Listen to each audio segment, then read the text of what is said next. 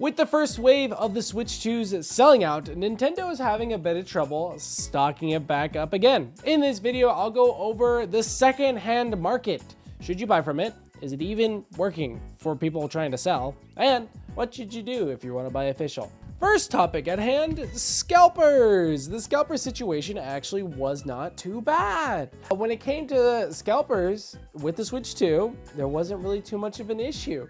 Going on eBay right now, if you wanted to buy a Switch from scalpers, it'd only be about $100 more, which is not too bad considering this is a brand new console. You could probably even get it for only $20 off, MSRP. And that's great. Scalpers are losing and buyers are winning. When it comes to scalpers, most of them are actually starting to break as well because, with the amount of stock that has been out with the Switch 2, yeah, they're not having a good time. There's been some reported cases, especially on Reddit, about people getting Switch 2s from scalpers at a fair price, which is great. eBay is a solid option when it comes to getting your Switch 2, but you might not even have to resort to paying more than MSRP because there's been reportedly stocks at Walmart and everywhere else. But be careful. Because the last time we had a notification that Walmart was getting restocks, it was actually a misfire.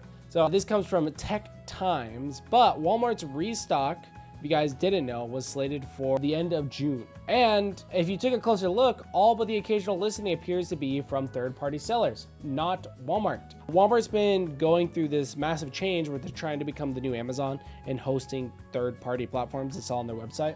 So that's what happened. Their quote-unquote massive restock was just a bunch of third parties selling the stock that they had at exorbitant prices. So consequently, rather than the usual $400 to $500 price point, consoles cost anywhere to $700 to $800. So they were advertising a restock when in reality they were just listing a bunch of Switches from other sellers that they could put whatever price they wanted to. Delivery times are all over the map, leaving shoppers out on the limb. The bait and switch practice makes it more difficult for consumers to distinguish between legitimate listings and scalper prices.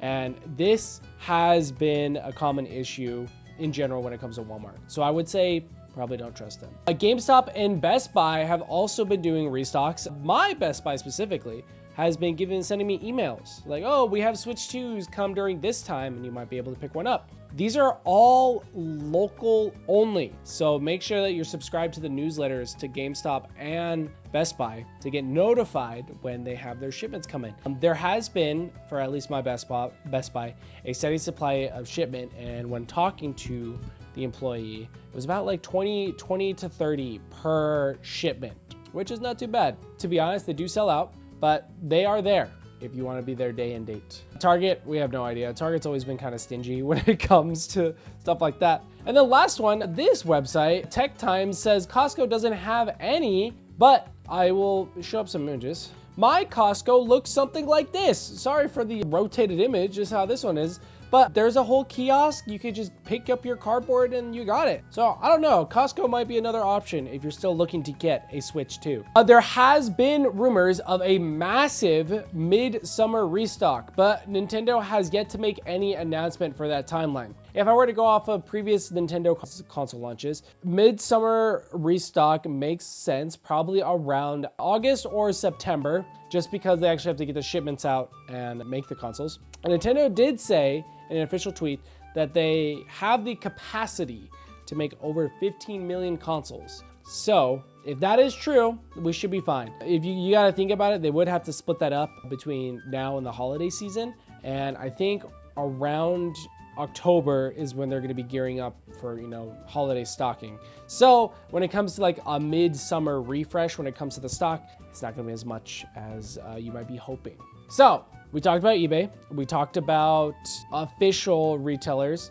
What about the third-party market? So kind of like eBay, but not sealed. You got to be a little careful. You've probably been hearing about this a lot, but people using the MIG switch, or basically like a hacked Switch card to load unofficial ROMs onto Switch 2 without paying for them, basically piracy. Of course, you could use it in a non-pirated way, but let's just say the main use case, okay, has been breaking consoles. Nintendo has found a way to find the unique code correlated to your Switch game and to see if it was played on multiple devices.